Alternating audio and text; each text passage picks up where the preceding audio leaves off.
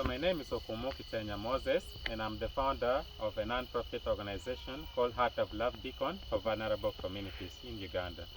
I founded this organization in the year 2020 when I saw there was a big gap in terms of empowering the vulnerable communities in Uganda, especially the Benet people, the Batwa people, and the Acholi people of northern Uganda. I served in Bondibujo, helping the Batwa people in Itandi, where I had to train them into agriculture with support from CME organization. And then I turned my attention to the Acholi people when I learned that there's a big gap in terms of how people are doing farming and how people have food insecurity that has always tormented most families in the Acholi sub-region. I realized there was a gap in terms of how they were doing their cultivation, because you find that families always would cultivate their crops in the first season, which is from April to August, and then they do another cultivation from September to December, then they do the harvest, and during dry season they have to wait until the next rainfall so that they can plant something again, of which by the time they begin planting in April, it means from the month of May, June, and July, as they wait for the first harvest of the year, there's a big challenge of hunger and starvation in Acholi sub-region. That's why some people here in Acholi always, whenever they are annoyed, they would resonate their annoyance with the demands of hunger. That's why somebody would yell and say, I'm July, I'm dangerous. I'm May, I'm dangerous. Because of the famine, those months are dangerous for the Acholi people. They know those are months of famine. But with this, I learned that it is possible that we cannot have any month and any gap that we should suffer of starvation and hunger. That's why I came up with this innovation of a food forest. In the food forest, this innovation helped us to have abundance throughout the year because we have perennials and we have a lot of things. So our innovation of a food forest involves having all the varieties of perennial plants and crops in one place, where we have fruits. We have the jackfruit, pawpaw, the avocado, all name all the type of fruits. We have them here. The oranges, the mangoes, we have them here. And also we have the climbing plants like the passion fruits, the yams that climbs on the trees. So we make good use of the natural trees to have a lot of creeping plants that always bear fruit for us to be able to have. We have crawling plants like the pumpkins there. We have the root tubers like the cassava. We have the potatoes. We have the sweet potatoes. We have they call it the mayuni. We have them all in place.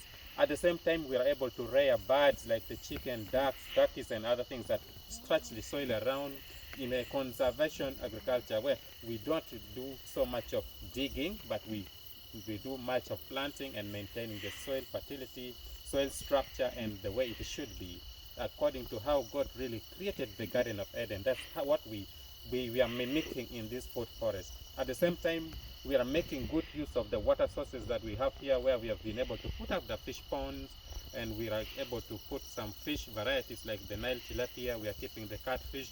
We are making sure that the place has abundance. We have the fish. We have also the small animals like the rabbits, like the goats. We have our cats and dogs around here that we make sure that there's a symbiotic relations in the place, such that this thing is capable of providing enough and abundance for the family throughout the year, because we are beginning to experience that you find that there's a season of pawpaw, this is a season of passion fruit, a season of jackfruit, a season of mango, a season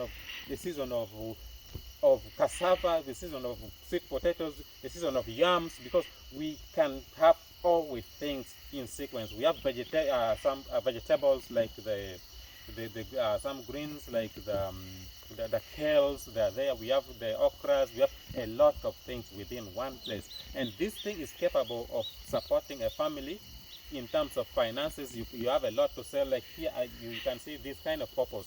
One of these purple alone I can sell for about 15,000 shillings. But if you have 50 of this one, how much money do you have? It means you have money, you have food, you are fully secured. That's why I appeal to people that this initiative and project needs to be supported. And once it is supported, the people of northern Uganda will never remain the same. We are partnering with Eco Community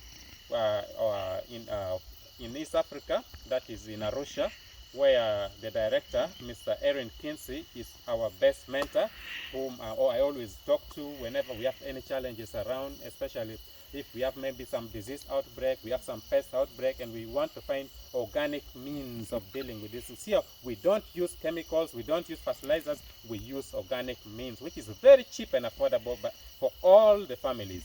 That's why I appeal for the families to have access to the seed bank that has the right varieties of crops, and they're able to plant and have a food forest, and there's nothing like hunger in any month of the season.